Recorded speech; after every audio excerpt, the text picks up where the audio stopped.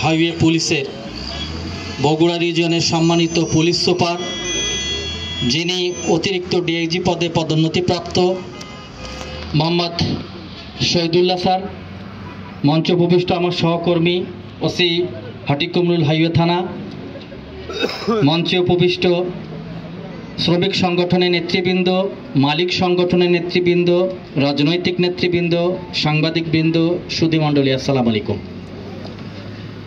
আপনারা আজকে যে আয়োজনে উপস্থিত হয়েছেন আমি সকলকে ধন্যবাদ জানাই এই কারণেই যে দেখেন, আমাদের এক সময় আমি যখন ছাত্র ছিলাম, আমি 80 দশকের কথা বলি, যখন এই পথ দিয়ে আমি ঢাকা যেতাম, তখন এইটা যে আসলে কোন জায়গা ছিল এটা বোঝা যেত না। শুধু কড্ডা মোড়ের কথা আমরা জানতাম, এই গোল চত্বরটা একটু ঘুরে দিয়ে আমাদের যেতে হতো। এছাড়া এই পথ ঘুরে দিয়ে এই দিক থেকে কাশীনাথপুর হয়ে আমাদেরকে নগরবাড়ি যেতে হতো। আজকে এই জায়গায় দাঁড়ালে মনে হয় যে বিদেশের কোনো একটা প্রান্তে আমরা অবস্থান করছি। আর এটা যখন সম্পূর্ণরূপে এই রাস্তাটা কমপ্লিট হয়ে যাবে, সম্পূর্ণ হয়ে যাবে, তখন দূর দূরান্ত থেকে মানুষ এখানে দাঁড়ায় দেখবে যে আসলে কোন গাড়ি কোন দিক দিয়ে গেল, ভুলে যাবে ও। আজকে এই দিনের পরিক্রমায় আজকে দেশ জাতি কত দূর এগিয়ে গেছে।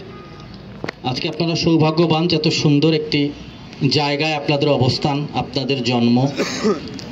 আজকে যে বিষয় নিয়ে আমরা আলোচনা করছি বা করব, এই মহাসড়কে সত্যিকার অর্থে যান, যে সমস্ত যান সত্যিকার অর্থে যে যানগুলো বৈধ আর যে যানগুলো অবৈধ, এর প্রকৃত সংজ্ঞা আমাদের সকলকে জানতে হবে। আমরা জানি আজকে যে আলোচনা নিয়ে যে কথাগুলো হলো, এই আলোচনায় বিশেষ করে ছোট গাড়িগুলো নিয়ে, যেগুলি অযান্ত্রিক আমরা বলি, যেগুলি অবৈধ যান, যে যানের কোনো ডকুমেন্টারি নাই, কোনো কাগজ নাই, পত্র নেই, এই গাড়িগুলো মহাসড়কে চলছে। প্রতিদিন সারা বাংলাদেশে 20 থেকে 25টা যান ঝরে যাচ্ছে, জীবন ঝরে যাচ্ছে। এবং এই দুর্ঘটনার পিছনে কোনো না কোনোভাবেই ছোট গাড়িগুলো দায়ী। হয় ছোট গাড়িকে বাঁচাতে গিয়ে বড় বড় গাড়ি মুখোমুখি, বা ও বড় গাড়িকে বাঁচাতে গিয়ে ছোট গাড়ির সাথে মুখোমুখি। আসলে সবচেয়ে বড় জিনিস কি, যে মানুষ প্রকৃতভাবে যদি মানুষের রূপ ধারণ না করে যদি মানুষ অন্য রূপে রূপান্তরিত হওয়ার চেষ্টা করে, তখন কিন্তু সে মানুষকে তখন আর কেউ মানুষ বলে না। এটাই বাস্তবতা। আজকে এই মহাসড়কের জন্ম হয়েছে কিন্তু এই বড় গাড়িগুলোর জন্য, যে গাড়িগুলো রাষ্ট্রকে ট্যাক্স দেয়। এই বড় গাড়িগুলো 100 কিলোমিটার বেগেও ছোটে, তাদের 8 চাকা, 10 চাকা, 12 চাকা, 20 চাকার লরি গাড়িগুলো চলে এই মহাসড়ক দিয়ে। যার কারণে আজকে রাষ্ট্র এই মহাসড়কের প্রতিটি রাস্তার রূপ পরিবর্তন করে দিয়েছে। তো আজকে এই মহাসড়কের এই পথগুলো যখন এই ছোট গাড়িগুলো তাদের সাথে পাল্লা দিয়ে ছুটছে, তখনই কিন্তু এই যানগুলো ঝরে যাচ্ছে, মানুষের মৃত্যু হচ্ছে, বিভিন্নভাবে দুর্ঘটনায় মানুষ পতিত হচ্ছে। আসলে দুর্ঘটনায় পতিত না হলে, দুর্ঘটনার ধাক্কা না খেলে বোঝা যায় না যে একটা পরিবার চিরদিনের জন্য শেষ হয়ে গেল। তো আজকে যারা আপনারা 3 হুইলার চালান, আপনার জীবন তো একাই নাই, গাড়িগুলোতে আরও 2, 4, 5, 10 জন থাকে। ফলে যে কতটা দুর্ঘটনা হচ্ছে, একাধিক মানুষের মৃত্যু হচ্ছে। ড্রাইভারের হচ্ছে, চালকের হচ্ছে, যাত্রীর হচ্ছে, যাত্রীতে যারা অন্যান্যরা যারা আছেন তাদের হচ্ছে। আমরা আর মৃত্যুর কথা শুনতে চাই না। আমাদের পরিষ্কার কথা যে রাষ্ট্র যে সিদ্ধান্ত নেবে, বাইরে আমাদের কারো যাওয়ার কোনো সুযোগ নেই। দেখেন, আমি একটা সত্য উদাহরণ দিয়ে বলি। আমি 2021 সালে হজে গিয়েছিলাম। তো এখানে আমি যে হোটেলে থাকতাম, নেমে পায়ে হেঁটে মসজিদে নববী বলেন, তারপরে মসজিদে হারামে শরীফে যখন আমি যেতাম, তো আমাদের যে হোটেলটার ঠিক সামনে একটা বক্স আছে। একজন পুলিশ কনস্টেবল, আমি পরে, উনি তো ইংলিশ বলতে পারে না, তো উনি আরবিতে কথা বলে। আমি একজন আরবিতে ভালো যে মল্লিম, আমার সাথে কথা বলে। আমি বললাম যে আমি যেহেতু নিজে একজন পুলিশ, আমি পুলিশের সাহেবের সাথে একটু কথা বলবো, তা আপনি একটু আরবিতে কথাগুলো আমাকে বলবেন, আমি যেটা বলবো সেটা আপনি তাকে বলবেন। তা আমি ওনার সাথে কথা বললাম, উনি আবার তার অনুমতি নিল, বলে যে হ্যাঁ কথা বলা যাবে, খুব শর্ট সময়, কারণ আমি ব্যস্ত আছি। তো 2 মিনিটের মতো সময় দিল, ওনার সাথে আমি কথা বললাম। তো আমার প্রথম প্রশ্ন ছিল যে আপনি অফিসার না অফিসার নিচের কেউ?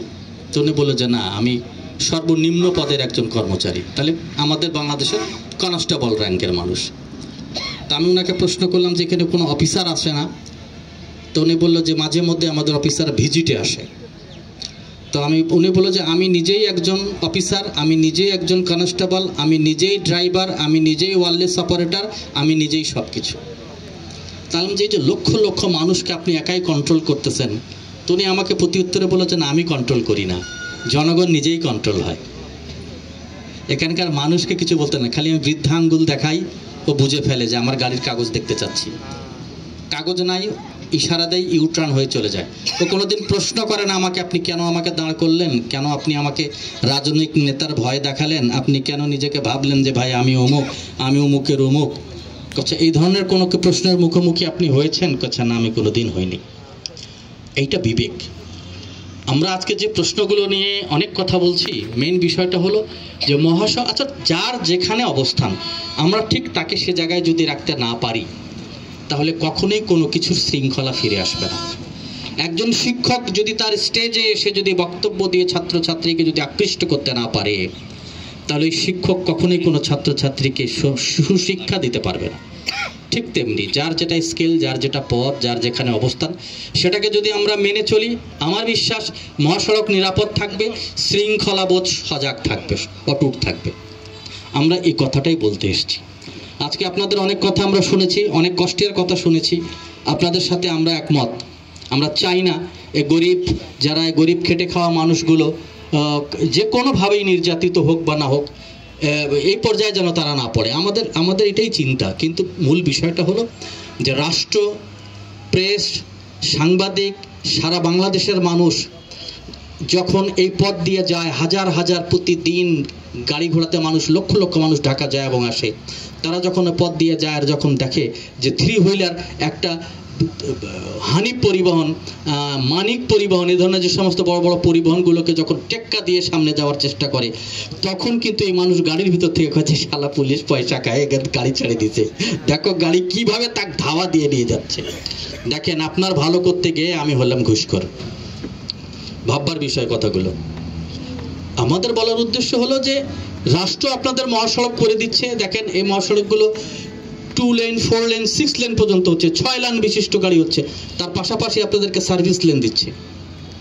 এই সার্ভিস লেনটা আপনাদের, আমরা চাই আপনারা সার্ভিস লেন ব্যবহার করুন যতটুকুনি হয়েছে।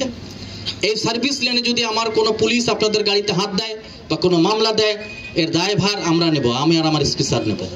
আমার বিশ্বাস আমরা আপনাদেরকে হাত দেব না। কিন্তু শর্ত হলো যে এটাকে মানতে হবে। যদি না মানেন, নিশ্চিত থাকেন আপনারা দুর্ঘটনায় পতিত হবেন। আর এই দুর্ঘটনায় আপনি একাই নন, আপনার সাথে যে সমস্ত অনাথ, অসহায়, মানে তাদের কোনো অপরাধ নেই, নিরপরাধী মানুষগুলো যখন মৃত্যুবরণ করবে, সে দায়ভার কিন্তু একদিন আপনাদেরকেও নিতে হবে। কারণ এই আপনারা বলছেন আজকে যে এই দুর্ঘটনায় আমাদেরকে দোষারোপ করা হচ্ছে বাস ট্রাককে। সঠিক, বাস ট্রাককে দোষারোপ করা হচ্ছে। সবচেয়ে বড় কষ্টের কথা হলো যে আমরা বাস ট্রাককে কখনোই বিবাদী করতে চাই না, আসামি করতে চাই না। কিন্তু প্রবলেম হলো যে যারা প্রত্যক্ষ সাক্ষী, প্রত্যক্ষদর্শী, তারাই কিন্তু আপনাদের কথা বলে দিচ্ছে আগে। একটা মোটরসাইকেল আরোহী বা 3 হুইলারের যাত্রী যে ভুল করছে সেটাকে কেউ গুরুত্ব দিচ্ছে না, দিচ্ছে সেটাকে। ফলে আমাদেরও অনেক সময় ওই সমস্ত কথাগুলোর উপরে ভরসা করে আমাদেরকে এগুতে হয়, সামনে যেতে হয়। ফলে আমাদেরও কখনো পথ থাকে না। তাই সবিনয় অনুরোধ আপনাদের কাছে, আপনাদের দুঃখের সঙ্গে আমরাও একমত। আপনাদেরকে অ্যালার্ট হতে হবে, আপনাদেরকে সতর্ক হতে হবে। কারণ আপনি বাঁচলে বাপের নাম। আপনি যদি বাঁচেন, আপনার সন্তানরা দুমুঠ ভাত খেয়ে বাঁচবে। আর আপনি যদি মরে যান এই চ্যালেঞ্জ করে বড় গাড়িগুলোর সঙ্গে, আপনার সন্তানদের ঠিকানা হবে না। এটা কিন্তু গরিবদের বুঝতে হবে। ফলে এই রাস্তা যত বৃদ্ধি পাবে, যত বড় হবে, এই 3 হুইলার জাতীয় গাড়িগুলো হারায় যাবে একদিন। কারণ আপনি বেরোতে পারবেন না। আপনি পার হন, পদ্মা সেতু পার হন, যমুনা সেতু পার হয়ে আপনি সামনে যান, আপনি গেলে টাঙ্গাইলের সীমানা, তারপর দেখেন বড় রাস্তার মধ্যে কোনো 3 হুইলার নাই। কারণ কেউ জানে যে আমাকে পাউরুটি বানিয়ে দেবে, পিষবেই আমাকে। পিষার সময় আপনাদের চলে এসছে। ফলে আপনারা একটু হিসাব করে চলেন, সাইড মেনে চলেন। আমার বিশ্বাস আপনাদেরও কিছু হবে না, আমরাও ভালো থাকবো। এবং আপনাদের যে অনুরোধগুলো আছে, অনুরোধগুলো আমার স্পিসার অবশ্যই এটার উপরে ওর বিবেকবান মানুষ। কারণ আমার স্যার কিন্তু দীর্ঘ জীবন এই অঞ্চলে চাকরি করছেন। স্যার কিন্তু এই সিরাজগঞ্জের, এই হাটি কুমড়ের, এই গোল চত্বরে স্যারের বছরকে বছর কাটছে। কারণ স্যার এই র্যাবে চাকরি করছেন।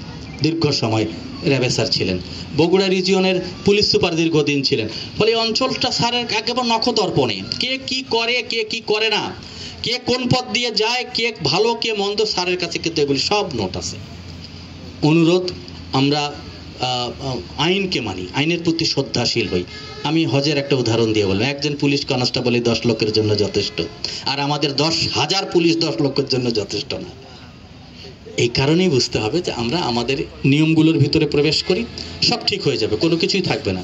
ওসি সাহেব আসছেন, করিতকর্মা মানুষ কাজ করে, ওসি সাহেবকে সহায়তা করতে হবে, পুলিশকে সহায়তা করতে হবে, পুলিশের পাশে থাকতে হবে। পুলিশের স্থাপনা পুরাই দিয়ে পুলিশকে নিশ্চিহ্ন করা যাবে না, যায়নি, পুলিশ আবার বেসে উঠছে। ফলে পুলিশকে নিয়েই কাজ করতে হবে। আমরাই আপনাদের সপক্ষে আছি। দেখেন, আজকে আমরাই আপনাদের জন্য কথা বলছি, আর কেউ সামনে নেই। তাহলে আমাকে জ্বালাই কি হবে, মেরেই কি হবে, খেদাই দিয়ে কি হবে, কিচ্ছু হবে না। ফলে আমি আপনার সপক্ষের মানুষ, আমি আপনার পক্ষে কথা বলি। ফলে আপনাদের সাথে আমাদের সম্পর্কটা নিবিড় হবে, আপনাদের সাথে আমাদের সম্পর্ক অত্যন্ত বন্ধুত্বের হবে, ভালোবাসার হবে। তাহলে দেখবেন অনেক কিছু সহজ হয়ে গেছে। ধন্যবাদ আপনাদের, আপনারা ভালো থাকবেন। এবারে স্যার বলবেন।